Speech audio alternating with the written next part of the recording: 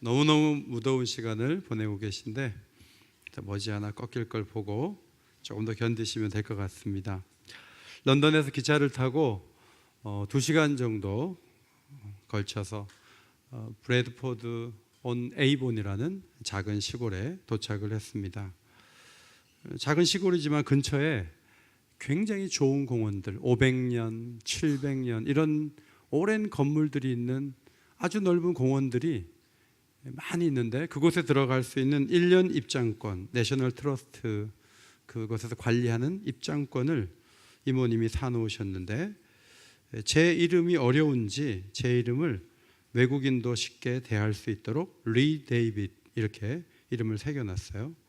그래서 제가 기분이 좋았거든요. 왜냐하면 다윗은 위대한 인물이잖아요. 시인이고 장군이고 이스라엘의 모든 왕 중에 가장 탁월한 왕이고 하나님이 그가 죽어서도 잊지 못하는 그런 왕인데, 우리 이모님이 저를 그렇게 이름을 부탁도 안 했는데 새겨놔서 기분이 좋았는데 7월 17일까지만 기분이 좋았어요. 7월 18일부터 다윗이 무너지는 말씀이 묵상에 계속 나오는데, 우리 이모가 왜 그렇게 적어놨지? 이렇게 생각을 할 정도로 다윗이 참 이런 사람이 아니었는데 어떻게 이렇게 무너지지?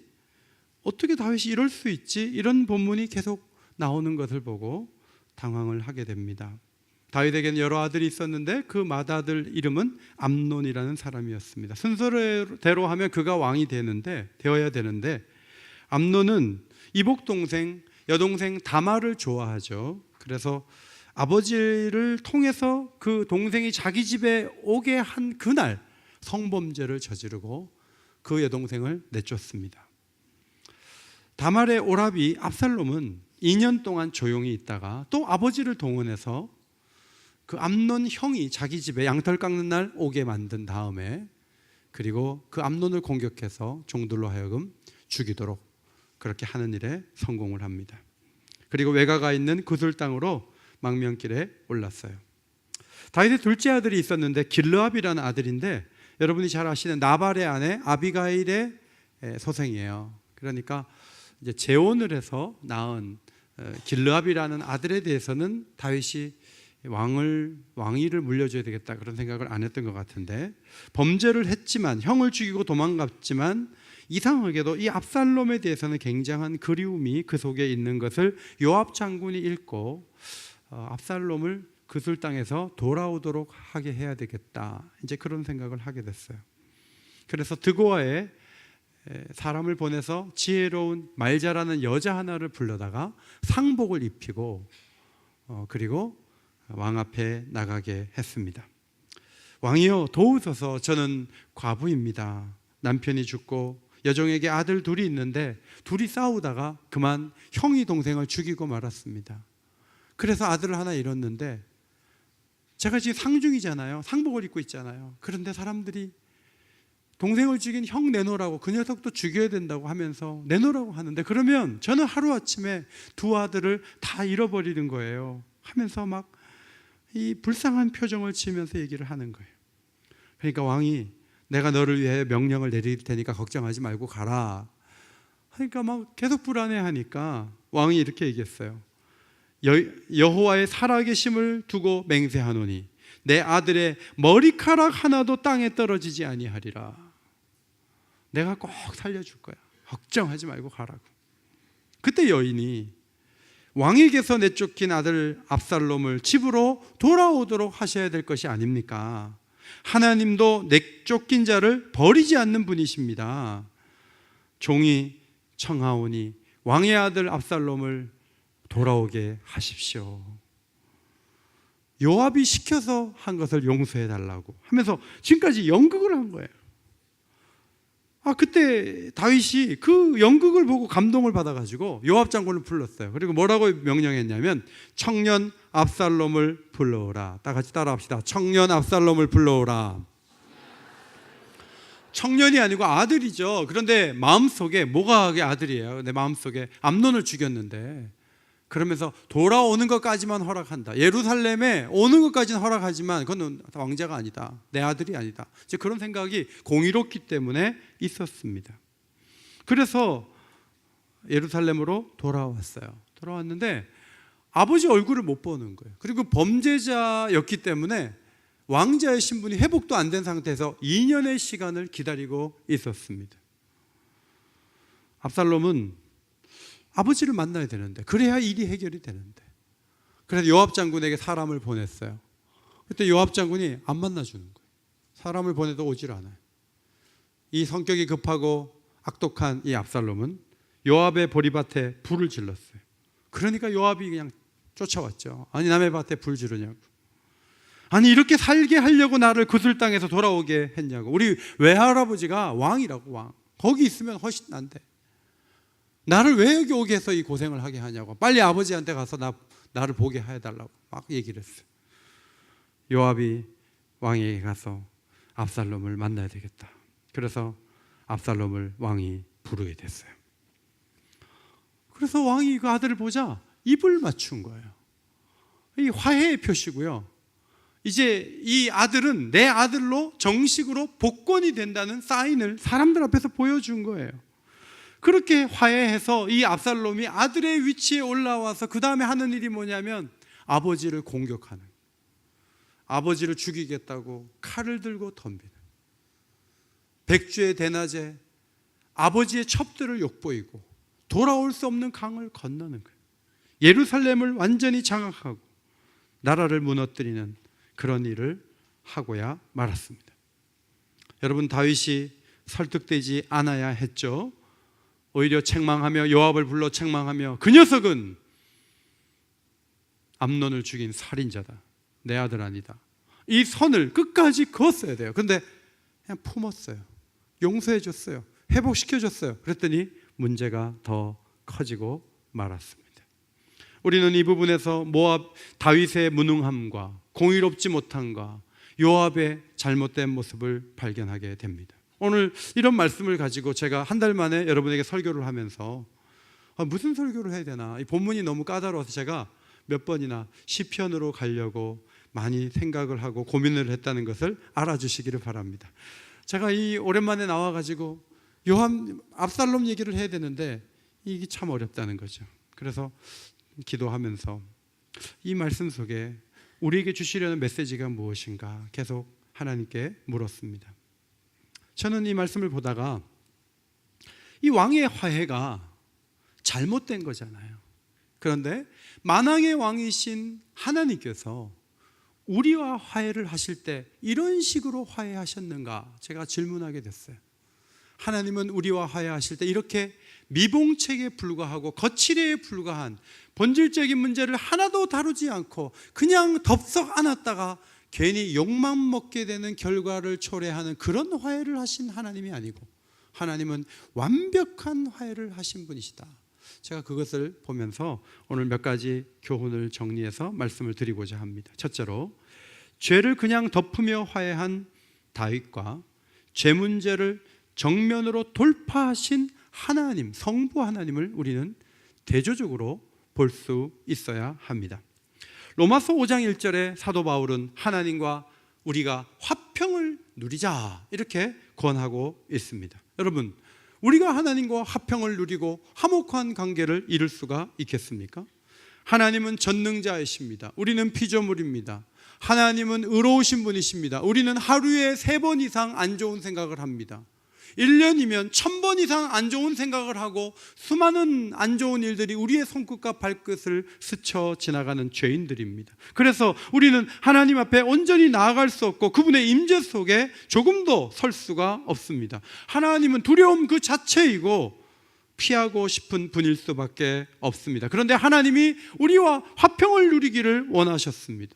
그냥 죄를 방치한 가운데 우리와 거칠애로 화평을 이루려고 한 것이 아니라 아주 본질적인 문제를 터치하시고 해결하시고 그리고 우리와 화해하시기를 기뻐하신 하나님은 다윗과 달랐다는 것입니다. 다윗은 주도권을 갖고 있지 않았습니다. 다윗은 요압에게 설득당했습니다. 여자가 와서 우니까 자기 얘기를 하고 있더라고요. 그러니까 자기가 불쌍했던 거예요. 여자가 불쌍한 게 아니고 자기 자신이 불쌍했던 거예요. 그래서 공의의 벽을 무너뜨린 거예요. 인정적으로 그렇게 아들을 품는 다윗을 보면서 우리는 찜찜한 느낌을 받게 돼요. 저러면 안 되는데, 왕이 돼서 저렇게 하면 안 되는데, 그런 생각을 하는데, 얼마 후에 읽어보시면 이스라엘 전체에 재앙을 가져오는 그런 장본인이 되고 마는 것이죠. 하나님은 누구의 요청에 의해서 우리와 화해하시려고 한 것이 아니라 하나님은 자발적으로 구원의 계획을 세우시고 아들 예수 그리스도를 이 세상에 보내셔서 십자가에 죽게 하시는 그 희생하는 방법을 통해서 우리의 죄 문제를 해결해 놓으시고, 누구든지 예수 그리스도를 믿을 때 너의 죄 문제를 거론하지 않고 너를 의롭다 하면서 내가 너를 자녀로 삼아주겠다는 놀라운 복음의 도를 완성하시고 우리를 불러주셨습니다. 먼저 이 복음을 깨닫기 위해서 로마서를 보면 우리가 얼마나 하나님의 화해하기 어려운 진노의 대상인가를 밝혀주고 있는데, 로마서 1장에 보면 사람들은 우상을 숭배하는 죄를 짓는다, 그를 지적을 합니다. 우상 숭배는 예배의 대상을 창조주에서 피조물로 바꾸는 행동이고 부도덕으로 향하게 하는 힘을 갖고 있는 거죠. 하나님은 결혼을 이성 간의 연합으로 제정하셨지만 동성끼리 짝을 맺는 행동을 합리화하는 사람들의 모습은 로마 시대에도 있었습니다. 사람들은 비방과 중상을 통해서 서로를 공격하는데 그것이 바로 죄성을 갖고 있다는 것을 보여주는 증거이죠. 로마서 2장에 가면 우리 자신이 남을 판단하지만 우리 자신이 남을 판단한 그 일을 우리가 하고 있다는 거예요.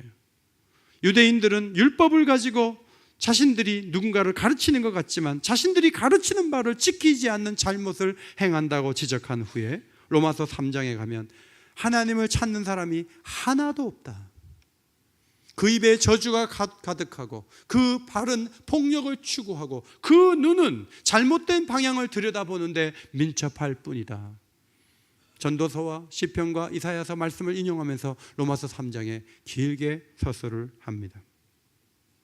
이런 인간의 모습을 사도 바울은 고발하면서 하나님과 원수가 될 수밖에 없다. 하나님이 어떻게 이런 자들을 품을 수가 있겠는가? 그것을 이야기를 하는 거예요.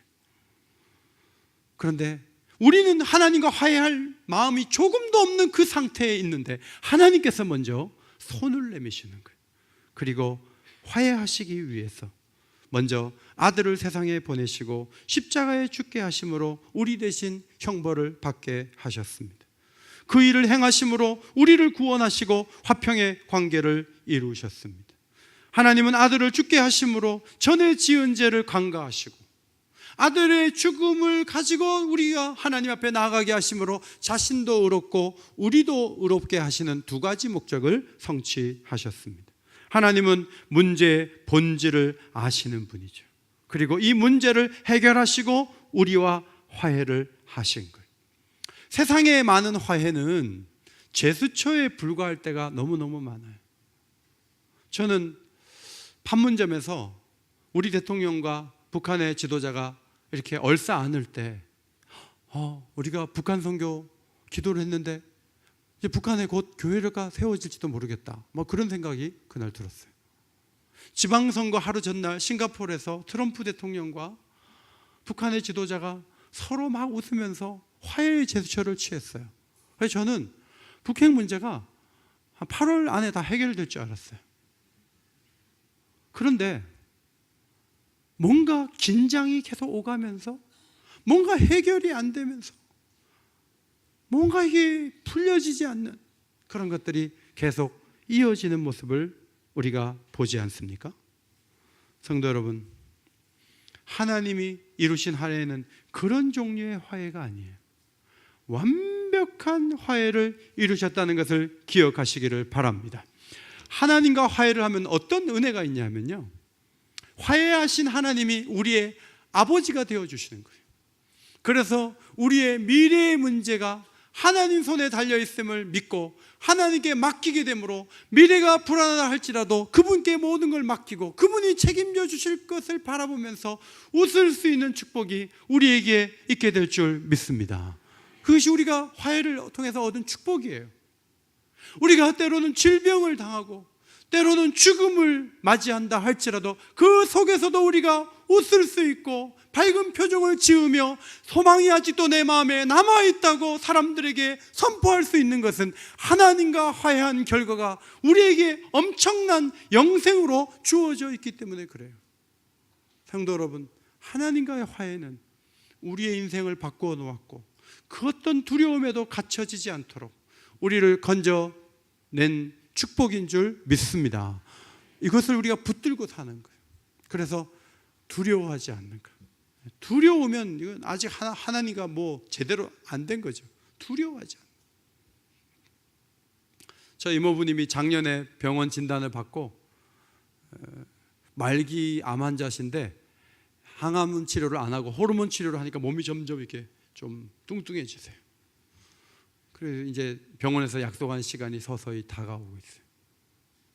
그래서 제가 내 입장이면 우리 집에 누가 오는 걸 나는 좋아할까? 나 지금 1년 안 남았다고 내가 생각하는데 누가 와서 한 달 있으면 왜 저 눈치도 없어, 이상하네 사람들이, 그러지 않겠어요?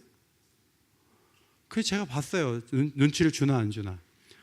그 집에서 계속 자고 그랬는데 눈치 안 주시고요, 계속 웃어요. 웃고 어두운 그늘이 하나도 없어요. 제가 유심히 봤어요. 이분이 5년 전에 세례받았어요. 그리고 이 통보에 대해서요 받아들여요. 수용해요. 막 살라고 애쓰지 않아요. 맡겨요. 하나님을 바라봐요. 예배를 드리는데 얼마나 간절한 마음으로 예배를 드리는지 제가 옆자리에 있으면서 이렇게 보거든요. 하나님 앞에 예배 드리고 이웃을 사랑하고 마음에 거치는 게 하나도 없어요. 그리고 저녁 늦게 자고 아침 일찍 일어나요. 그리고 잔디에 물 주는 일부터 하루부터 시작해서 제가 그걸 보면서 맞아, 하나님과 화해한 사람은 저게 정상이야. 저 모습이 정상이야. 뭘 두려워해? 하나님께 맡겼는데 감사한 것밖에 없는 거예요. 성도 여러분, 하나님과 화해한 이 축복의 결과를 어떤 경우에도 받아 누릴 수 있는 은혜의 길을 걸어가게 되시기를 주의 이름으로 축원합니다. 두 번째로, 화해시키려는 요압과 화목 제물이 되신 예수 그리스도를 비교합니다. 요압은 드고아에 사람을 보내서 여자를 데리고 오고 상복을 입히고 연극반도 아닌데 연극을 해가지고 왕의 마음을 움직이는 그런 일들을 했습니다. 아니, 왜 이렇게 열심을 내는 겁니까? 목적이 있을 거 아닙니까? 후계 구도에 영향을 미쳐서 자기가 상황 노릇을 하려고 그러는 거예요. 그래서 나중에 압살롬이 왕이 되면 내가 예루살렘에 데리고 온 거 기억하지? 내가 다 한 거야. 내 말 들어. 이제 그 얘기 하려고 하는 거예요. 그는 압살롬에게 한 번도 어떻게 형을 죽일 수 있냐고 그런 말 한 적이 없어요. 그저 압살롬이 사람을 보내면 만나주지 않다가 불 지르니까 또 가서 만나주고 또 그 말 듣고 가서 압살롬을 품으라고 얘기해서 결국은 왕이 용서하도록 만드는 그런 일들을 했습니다. 이 심리에 아주 민감한 사람이에요. 그 여자에게 한 얘기를 보면요, 다윗 자신의 그 모습을 투사하는 거죠. 이번엔 동생이 형을 죽였는데 그 말에는 형이 동생을 죽인 걸로 나와요. 약간 역할만 바꾸고 다윗이 그 얘기를 들으면서 자기 자신이 불쌍하도록 만들어가지고 설득을 하는데 굉장히 교묘한, 심리적으로 굉장히 모든 것들을 파악하고 있는 대단한 사람이라는 것을 알 수가 있어요. 그래서 나라가 잘 됐습니까? 나라가 더 어려워진 거죠. 그러나 예수 그리스도는 아버지의 원하심대로 이 땅에 오셔서 아버지의 뜻대로 십자가에 죽으시고 자신을 희생시키심으로 화목 제물이 되셨습니다. 요압은 압살롬의 죄를 전혀 터치하지 못했어요. 인정에만 매달렸어요. 그러나 예수 그리스도는 하나님의 공의를 만족시키고 우리의 죄값을 지불하기 위해서 자기 자신이 귀한 생명을 십자가에 내어놓으심으로 화목 제물이 기꺼이 되셨습니다. 요압은 그 어떤 모욕과 어려움을 감수하지 않으려고 머리만 쓰고 있었어요. 그런데 예수님은 죄인이 받아야 될 모든 모욕과 미움과 고통을 다 당하셨어요. 요압은 다윗이 내리는 결단을 내리는 일을 억지로 유도함으로 부자간의 화해를 겉으로 성공시켰지만 예수님은 아버지의 뜻대로 순종하심으로 십자가에 자신의 생명을 내어주는 희생을 감수하셔서 완벽한 화해를 이루어 놓으셨습니다. 성도 여러분, 하나님과의 화해는 놀라운 축복인데 이것은 예수 그리스도의 희생이 먼저 있었기 때문에 가능한 것이었습니다.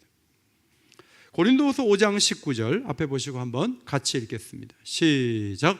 곧 하나님께서 그리스도 안에 계시사 세상을 자기와 화목하게 하시며 그들의 죄를 그들에게 돌리지 아니하시고 화목하게 하는 말씀을 우리에게 부탁하셨느니라. 여러분과 제가 죄가 있지만 그 죄를 우리가 어떻게 해결할 것이 아니라 예수님께서 해결하셨고, 우리에게는 당신의 죄를 당신이 해결하는 것이 아니라 예수님이 해결해 주셨습니다 라고 하는 메시지가 우리에게 있다는 거죠. 그래서 우리는 화목하게 하는 직책을 수행하고 있습니다. 바울은 빌레몬에게 편지하면서 오네시모가 빌레몬에게서 도망을 갔다가 바울을 만나 복음을 듣고 일꾼이 되었는데 그를 용서해달라는 편지를 쓰면서 이렇게 적었어요. 빌레몬서 1장입니다. 그를 내게 머물러 있게 하여 내 복음을 위하여 갇힌 중에서 내 대신 나를 섬기게 하고자 하나 다만 내 승낙이 없이는 내가 아무것도 하기를 원하지 아니하노니 이는 너의 선한 일이 억지같이 되지 아니하고 자의로 되게 하려 함이라. 자, 18절 말씀, 빌레몬서 18절 말씀 같이 한번 앞에 보시고 읽겠습니다. 시작. 그가 만일 내게 불의를 하였거나 내게 빚진 것이 있으면 그것을 내 앞으로 계산하라. 뭐 도망을 치는데 무슨 바울이 잘못한 게 없어요. 바울은 나중에 만났어요. 그럼에도 불구하고 이 사람을 종으로 둘 것이 아니라 형제로 사랑할 대상으로 여기기를 원했는데 그렇게 하려면 원래 주인인 빌레몬의 용서가 있어야 돼요. 근데 빌레몬이 용서하기 참 어렵잖아요. 도망친 종인데. 그런데 뭐라고 얘기하냐면 그가 불의를 내게 행하거나 빚진 것이 있다면 그것을 내 앞으로 계산하라. 죄는 저쪽에도 저질렀지만 내가 계산해 줄 용의가 있다는 이 구도는 하나님과의 화해가 이루어진 사람들만이 세상에 내놓을 수 있는 카드예요. 이 카드가 이 빌레몬서 작은 서신에 분명하기 때문에 교회는 이것은 성령의 감동으로 쓰여진 하나님 말씀이다 하고 66권 안에 교회가 결정해서 넣은 거예요. 성도 여러분, 오늘날도 사람을 이끌어 나가는 것이 무엇입니까? 전도의 열매를 맺고 하나님과 화평케 되게 하는 방법이 뭡니까? 그것은 철저하게 자기 희생이에요. 자기 희생. 예수님을 따라 우리도 희생하자 그런 차원이 아니고 우리가 희생을 하면 누군가 우리를 보고 예수님의 십자가를 보는 거예요. 그것이 전도의 방법이에요. 저희 교회 초등부 때부터 엎혀서 나오는 학생이 있었어요. 근육이 이렇게 힘이 없어서 그 아이가 20살 되기 전에 죽을 수 있다 그랬는데 그 아이가 얼마 전에 의사가 통보했던 날을 좀 넘겨서 천국 갔어요. 그러니까 그 아이밖에 없어요. 그런데 우리 교인들이 그 아이 장례식에 많이 가셨어요. 그리고 적지 않은 부의금을 드리고 교회에서도 적지 않게 구제금으로 지출을 했어요. 그 어머니가 교회를 안 나오셨어요. 아버지는 좀 오셨었는데. 근데 이번에 장례 마치고요, 어머니가 교회를 다녀야 되겠다는 거예요. 아니, 아이가 죽고 이제는 우리마저 교회를 안 가면 이건 아무것도 아니고 그냥 지나가는 일인데 뭘 본다고, 무슨 대응이 있다고 우리 아이 장례식에 그렇게 많은 교인들이 와서 그런 사랑을 베풀어요. 계속 지금 오늘도 오셨어요. 안 빠지고 잘 나오세요. 여러분, 우리가 그분에게 보여준 게 뭐예요? 우리의 희생을 통해서 그보다 더 놀라운 희생을 이루신 예수님을 보여주는 거예요. 오늘도 이것이 전도의 방법이고 선교의 방법이 아니겠습니까? 예수 그리스도의 그 희생의 가치는 얼마나 값지고 아름다운지 몰라요. 마지막으로 어설픈 화해가 가져온 비극과 완전한 화해가 가져온 영광에 대해서 말씀드립니다. 압살롬은 왕과 입맞추고 나서 왕자의 권위를 회복한 다음에 더 큰 야망을 이루기 위해서 민심을 훔치고 반란을 모의했습니다. 엄청난 일을 저질렀어요. 그의 인생에 한 번도 회개가 없었습니다. 다윗도 잘못했죠. 밧세바를 범했고 우리아를 그렇게 모살해서 제가 두 죄를 보면은 어쩌면은 피해자, 성범죄의 피해자 가족이 보복한 거니까 다윗보다 죄가 가벼울 수 있는 거예요. 그러나 압살롬이 왜 돌아올 수 없는 강을 건넌가 하면 말도 안 되는 화해를 통해서 힘을 갖게 되고 그 힘으로 잘못된 일을 하게 되는데 그 문을 누가 열었냐면 다윗이 열었단 말이죠. 어설픈 화해가 문제를 더 복잡하게 만들었던 거예요. 창세기 42장부터 45장 넉 장에 걸쳐서 요셉의 이야기가 나옵니다. 여러분이 아시는 대로 요셉은 인신매매를 통해서 애굽 땅에 팔려왔다가 총리가 된 사람이에요. 이제 가뭄이 시작되고 형들이 양식을 사러 왔을 때 착한 요셉이 정말 오랜만에 형들을 보면서 형들 저 요셉이에요 하지 않잖아요. 계속 왔다 갔다 하게 하면서 은잔을 곡식더미에 넣었다가 뺐다가 하면서 잡아두고 또 오게 하고 이름 물어보고 나중에 결국 베냐민을 오게 해서 베냐민의 그 곡식더미에다 은잔을 넣어서 베냐민을 잡아요. 자기 동생이죠. 막내예요. 딱 잡는데 자기를 팔 때 주동자였던 유다가 이 아이 안 가면 우리 아버지 죽어요. 총리에게 부탁하는 거예요. 내가 대신 잡힐게요. 내가 대신 잡힐 테니까 이 아이 우리 아버지한테 보내주세요. 이렇게 간절하게 말을 해요. 여러분, 내가 잡힐 테니 베냐민 풀어주라는 그 말을 한 유다가 영적 장자가 되죠. 여러분, 유다를 가만히 보면 죄투성이에요. 12아들 중에 제가 보기에는 정말 큰 죄를 저지른 사람 아닙니까? 근데 유다가 어떻게 영적 장자가 되고 그 지파에서 어떻게 왕이 계속 날 수가 있습니까? 유다에게 십자가를 바라보는 중요한 사상, 내가 잡힐 때니 베냐민을 풀어주라는 이 놀라운 고백이 유다에게서 나왔기 때문에 그래요. 이것이 바로 야곱 가문 전체를 살린 핵심 키워드가 되는 거죠. 세상은 끊임없이 경쟁하고 끊임없이 미워하고 끊임없이 깎아내리고 끊임없이 무시하고 세상은 그렇지 않습니까? 그런데 십자가는 이 세상의 가치관에 맞서서 내가 대신 채찍으로 맞을 테니 네가 나음을 입으면 좋겠다. 내가 대신 징계를 받을 테니 너는 평화를 누려야 되지 않겠는가? 우리는 다 양 같아서 그릇 행하여 각기 제 길로 갔거늘 여호와께서 우리 모두의 죄악을 예수님에게 담당시키는 방법으로 우리를 자유케 하셨습니다. 압살롬은 요압의 말을 듣고 예루살렘으로 돌아온 그 자체를 용서받은 걸로 간주하고 2년 동안 아버지를 보지 못하다가 요압의 밭에 불을 낸 다음에 이렇게 말했어요. 내가 만일 죄가 있으면 왕이 나를 죽이시는 것이 옳으니라. 형을 죽인 죄를 잊어버리고 있었어요. 이런 사람이 화해를 하니까 아버지를 공격하는 거예요. 어떻게 이런 마음으로 화해가 가능하겠어요? 그러니까 나라가 어려워지는 거예요. 그러나 우리는 만왕의 왕이신 하나님과 화해한 후에 우리 자신의 죄인 된 것을 오늘도 주님 앞에 나와 고백합니다. 기회가 될 때마다 고백합니다. 제가 성공회에 가서 예배를 드렸어요. 대부분 성공회 교회고, 그래서 성공회 교회 가서 예배를 드렸는데 일단 예배가 1시간 반이더라고요. 영국에서 1시간 반 예배를 드리는데 앉았다 일어났다가 너무 많고요. 그리고 매번 성찬을 하니까 기본 1시간 반이에요. 그럼 설교라도 짧게 해주면 좋은데 한 40분 해요. 그러니까 제 마음속에 그러니까 젊은이가 없고 그러니까 새 가족이 안 오지. 1시간으로 줄이면 잘 될 텐데 내가 속으로 그랬거든요. 그런데 뒷부분에 가서 제가 그 생각이 잘못됐다는 걸 깨달았어요. 제가 7월 15일 날 바스에 있는 예배당에서 예배를 드렸어요. 굉장히 높고 큰 예배당이고 오래된 예배당인데 나오면서 그 성공의 신부님에게 물어보니까 그 예배당이 700년대 후반에 세워졌대요. 계산을 해보니까요 1300년이 넘었어요. 지금 1300이 넘은 데서 계속 예배가 진행되고 있잖아요. 제 마음속에 옥인교회가 1000년 뒤에 여기서 예배를 드리려는 보장이 있을까?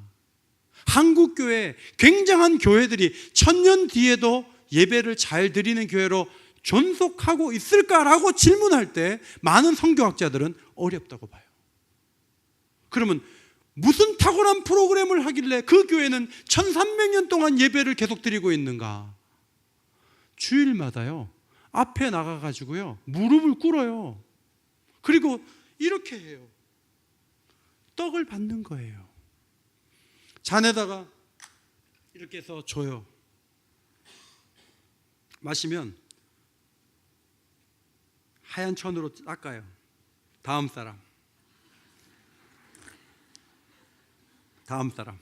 이렇게 해서 마시는 거예요.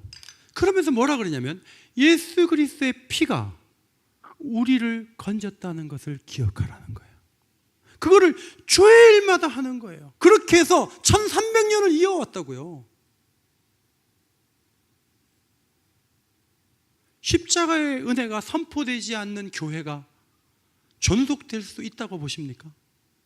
화려한 프로그램으로 10년은 할 수 있을지 모르지만 십자가가 없으면 교회는 역사를 이어갈 수가 없어요. 설교 시간에 예화를 하나도 안 쓰고 30년 동안 설교하신 목사님이 계셨습니다. 그 교회 작년 여름 수련회 첫날 강사로 제가 갔어요.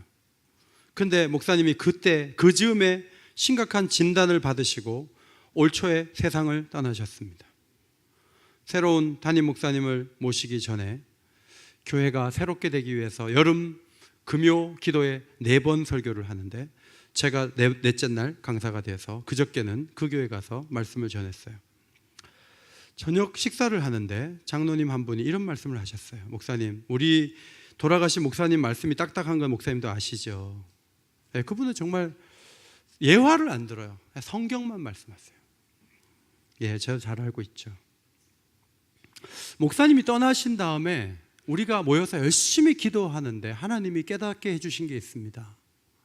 그것은 무엇인가 하면 목사님의 설교가 딱딱한 부분은 있지만 우리가 그 설교를 듣고 은혜를 받지 못했던 것은 우리가 기도를 하지 않고 말씀을 받았기 때문이라는 것을 목사님 돌아가신 다음에 저희들이 깨달았습니다. 우리가 잘못했습니다. 그러면서 제가 밥 먹는데 내가 묻지도 않았어요. 그 얘기를 당회서기 장로님이 저한테 막 하시는 거예요. 그리고 나서 본당에 갔더니 교인들이 이 더위에, 삼복더위에 얼마나 많이 왔는지 막 기도하고 회개하고. 제가 그 교회가 역사가 130년 되어가는 큰 교회예요. 제가 그랬어요. 이 교회 역사가 주님 오시는 날까지 이어지고 이 죄 문제를 잘 다루는 교회는 반드시 일어서고 십자가의 은혜를 붙잡는 그 인생과 그 교회는, 그 가정은 하나님께서 반드시 복을 주신다는 것을 믿으시기 바랍니다. 여기서 떠나면 교회는 흔들리고 여기서 떠나면 우리의 인격이 흔들릴 수 있지만 그러나 이것을 붙잡으면 하나님의 은혜를 주세요. 오늘 압살롬을 보면서 외모는 좋죠. 외모는 좋은데 성급하고 예리하고 치밀하고 공격적이에요. 이게 바로 죄성이거든요. 이 죄성은 우리에게도 계속 요동치고 있는 거예요. 끊임없이 언약의 피를 붙들고 끊임없이 평강의 하나님을 의지하고 끊임없이 성령의 도움을 구하면서 하나님이 기뻐하시는 것이 무엇입니까? 그것을 이루려고 1차적으로 회개 먼저 하고 그리고 하나님께서 원하시는 일을 이루기 위해서 한 걸음 한 걸음 달려갈 수 있는 우리 모든 믿음의 가족들이 되시기를 주의 이름으로 축원합니다.